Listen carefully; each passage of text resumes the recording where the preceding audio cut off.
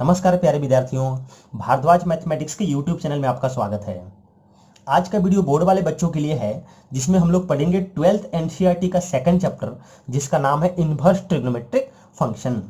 इस टॉपिक का बोर्ड में मार्क्स वाइज ज़्यादा वेटेज नहीं है, मुश्किल से 4 और 5 मार्क्स का क्वेश्चन पूछा जाता है, लेकिन आगे आने वाले टॉपिक में इसका एप्लीकेशन बहुत ज़्यादा है।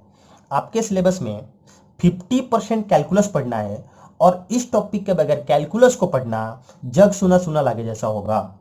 तो कैलकुलस के पॉइंट ऑफ व्यू से ये टॉपिक काफी इंपॉर्टेंट है। टॉपिक के नाम से ही क्लियर है कि इसको पढ़ने के लिए ट्रिग्नोमेट्री और फंक्शन की बेसिक रिक्वायरमेंट होगी। ट्रिग्नोमेट्री तो सारे बच्चों ने 11th क्लास में अच्छे से किया हुआ होता है, यदि नहीं किया तो एटलीस्ट फॉर्मूला एक बार रिवाइज कर लो, लेकिन फंक्शन वर्ड से आपको परेशानी हो सकती है। तो चलिए पहले थोड़ा बहुत फंक्शन का बेसिक नॉलेज ले लिया जाए। इस टॉपिक की शुरुआत हम लोग फंक्शन के डेफिनेशन से करेंगे, उसके बाद देखेंगे कि फंक्शन कितने तरह के होते हैं, इन्वर्टिबल फंक्शन क्या है, फिर ट्रिग्नोमेट्रिक फंक्शन के इन्वर्स कैसे फाइंड आउट करते हैं, उसके लिए क्या कंडीशन होगा, फिर देखेंगे कि किसी भी फंक्शन और उसके इन्वर्स के ग्राफ में क्या कनेक्शन होता है। उसके बाद एक्चुअली में यह चैप्टर स्टार्ट होगा, जिसमें सिर्फ 2 ही टॉपिक्स पढ़नी है, principal value branch PVB of an ITF and properties of ITF, जो कि 10 इंपॉर्टेंट प्रॉपर्टीज का सेट होता है। तो नंबर 6 एंड नंबर 7 इसी पार्ट से पेपर में क्वेश्चंस पूछा जाता है। तो चलिए देखते हैं कि फंक्शन क्या है।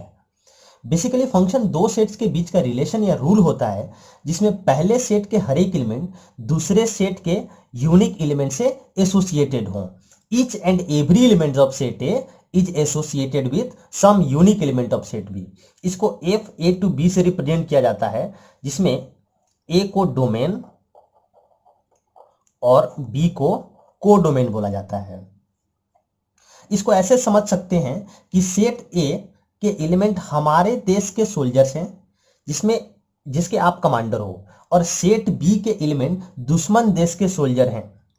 अब कंडीशन आपके अपने सोल्जर पर है कि सबको फायर करना पड़ेगा, कोई खाली नहीं रह सकता, और आपके सोल्जर के एक बुलेट से दुश्मन देश के सोल्जर एक ही सोल्जर शूट होना चाहिए, क्योंकि अपने सेट ए पर ही कंडीशन कि ईच एंड एवरी एलिमेंट, मतलब कि कोई खाली नहीं रहना चाहिए, and associated with some unique, मतलब उसके बुलेट से कोई एक ही दुश्मन देश का सोल्जर घायल हो। तो क्या अपना ये जो F1 फंक्शन है, ये हमारे फंक्शन के डेफिनेशन को फुलफिल कर रहा है? बिल्कुल कर रहा है, क्योंकि सेट ए के हर एक एलिमेंट सेट बी के यूनिक एलिमेंट से रिलेटेड है, तो ये फंक्शन होगा। दूसरा, सेट ए में ये भाई साहब आपका एक सोल्जर रेस्ट कर रहा है, तो फिर ये फंक्शन नहीं होगा, क्योंकि ये फंक्शन के डेफिनेशन को फुलफिल नहीं कर रहा है।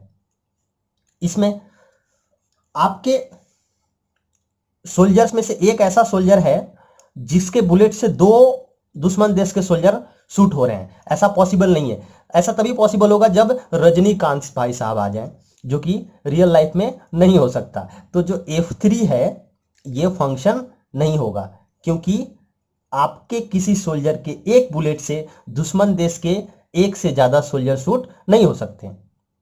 F4 आपके सारे के सारे सोल्जर शूट कर रहे हैं, और आपके 2 सोल्जर किसी दुश्मन देश के एक सोल्जर को एक साथ शूट कर सकते हैं। ऐसा पॉसिबल है फंक्शन में, ये पॉसिबल है, लेकिन ये पॉसिबल नहीं है, तो ये फंक्शन होगा। अब F1 फंक्शन था, तो इसमें सेट ए ये तो है डोमेन, सेट बी जो ये है कोडोमेन, और आपके सोल्जर के बुलेट से एक्चुअली में दुश्मन देश के जो सोल्जर शूट हो रहे हैं, उसको उस फंक्शन का रेंज कहा जाता है। तो हम कह सकते हैं जो रेंज होगा वो हमेशा कोडोमेन का सबसेट होगा। फंक्शन से रिलेटेड कुछ एग्जांपल है, उसको देख लेते हैं। पहले एग्जांपल 2, इसमें क्या ये पहला फंक्शन है? बिल्कुल नहीं है, क्योंकि हमारा एक सोल्जर रेस्ट कर रहा है। फंक्शन के लिए ऐसा पॉसिबल नहीं है। क्या ये फंक्शन है? बिल्कुल है। हमारे 2 सोल्जर, 2 या 2 से ज्यादा सोल्जर के बुलेट से दुश्मन देश का कोई एक सोल्जर शूट हो सकता है। क्या ये? बिल्कुल नहीं। हमारे टीम में एक ऐसा सोल्जर है जो रजनीकांत वाला काम कर रहा है कि इसके बुलेट से 2 सोल्जर शूट हो रहे हैं, जो कि रियल लाइफ में पॉसिबल नहीं है, तो ये फंक्शन नहीं होगा। ये हाँ ये बिल्कुल फंक्शन है। फिर इसमें आते हैं F X equal to X cube, यदि और ये जो डोमेन हमारा -1 0 1 और कोड डोमेन 0 1 2 3 है, अगर x का वैल्यू -1 लेते हैं तो -1 का क्यूब क्या आएगा, -1 का क्यूब -1, जो कि कोड डोमेन में है ही नहीं, तो हमारा -1 खाली रह जाएगा, तो फिर ये फंक्शन नहीं कहलाएगा। दूसरा है F X equal to plus minus root X set A to set B. अब सेट ए से हम 0 लेंगे तो 0 का तो 0 आएगा, अगर हम 1 लेंगे तो 1 रखने से प्लस -1 आएगा, मतलब ये सीन कुछ इस प्रकार का होगा 0 1 4 -2 -1 0 1 2, 0 तो 0 से कनेक्टेड होगा, लेकिन 1 पुट करते ही ये -1 से भी और ये 1 से भी, और 4 करेंगे तो ये -2 से भी और +2 से भी, तो ऐसा फंक्शन के केस में पॉसिबल नहीं है, तो ये फंक्शन नहीं होगा। थर्ड 0 1 4 से लेकर के 10, अगर 0 पुट करते हैं तो 0 आएगा, 1 करेंगे तो 1 आएगा, 2 करेंगे तो 4 करेंगे तो 2 आएगा, तो ये पॉसिबल हो सकता है। 0 1 4 -2 -1 0 1 2, 0 का 0 1 का 1 और 4 का रूट लेंगे तो 2 आएगा। ये दोनों ही कंडीशन को फुलफिल कर रहा है कि हमारे कोई भी सोल्जर खाली नहीं होने चाहिए और हमारे सोल्जर के बुलेट से कोई दुश्मन देश का कोई एक ही सोल्जर शूट होना चाहिए, तो ये फंक्शन होगा। सिमिलरली ये भी फंक्शन होगा। फंक्शन के डेफिनेशन से ये क्लियर हो चुका है कि सेट ए के एलिमेंट के पास कोई ऑप्शन नहीं है, ना तो वो खाली रह सकता है और ना ही एक से ज्यादा एलिमेंट के साथ कनेक्टेड हो सकता है। पर हाँ, सेट बी के एलिमेंट के पास ये दोनों ही ऑप्शन है, वो खाली भी रह सकता है या एक से ज्यादा एलिमेंट के साथ कनेक्टेड भी हो सकता है। तो इस बिहाफ पर फंक्शन को दो पार्ट में कैटेगराइज किया गया है, पहला 1 1 मेनी वन और दूसरा ऑन्टो इंटो। 1 1 मेनी वन को समझने के लिए आप ऐसे समझ सकते हैं कि सेट बी में एक भी ऐसा एलिमेंट मिल जाए जिसका एक से ज्यादा के साथ रिलेशन हो तो बोलेंगे वो फर्जी एलिमेंट है। तो अगर फर्जी मिल रहा है तो मेनी वन, और एक भी फर्जी नहीं है तो 1 1।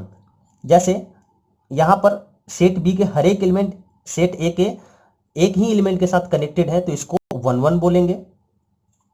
यहां खाली रह सकता है लेकिन जो भी कनेक्टेड है वो एक के साथ ही, तो ये भी 1 1 है। यहां पर एक ये फर्जी मिल गया तो इसको मेनी वन बोलेंगे। यहां पर भी खाली रह सकता है, उससे कोई मतलब नहीं है, लेकिन एक ऐसा एलिमेंट मिल गया जो फर्जी है तो इसको मेनी वन। ऑन्टो इंटो के टाइम में अगर एक भी खाली मिला तो इंटू, और कोई भी खाली नहीं है तो ऑन्टो। जैसे इसमें एक भी खाली नहीं है ऑन्टो, एक भी खाली नहीं है ऑन्टो। अच्छा, एक से ज्यादा के साथ कनेक्टेड है यानी इससे कोई मतलब नहीं है। यहां पर खाली है इंटू, खाली है इंटू, तो हर एक फंक्शन 1 1 में मेनी वन में से कोई एक होगा और ऑन्टो इंटू में से कोई एक होगा। जैसे ये क्या था, ये 1 1 है और खाली नहीं है तो ऑन्टो भी है, तो इसको बोलेंगे कि ये 1 1 ऑन्टो फंक्शन है। ये 1 1 है लेकिन खाली है तो इनटू, तो 1 1 इनटू फंक्शन है। यहां पर खाली नहीं है तो मेनी वन ऑन्टो, यहां पर मेनी वन इनटू, क्योंकि खाली भी है। अब ये सब एक से ही, तो 1 1 ऑन्टो, यहां पर मेनी वन ऑन्टो, ये 1 1 इनटू और मेनी वन इनटू।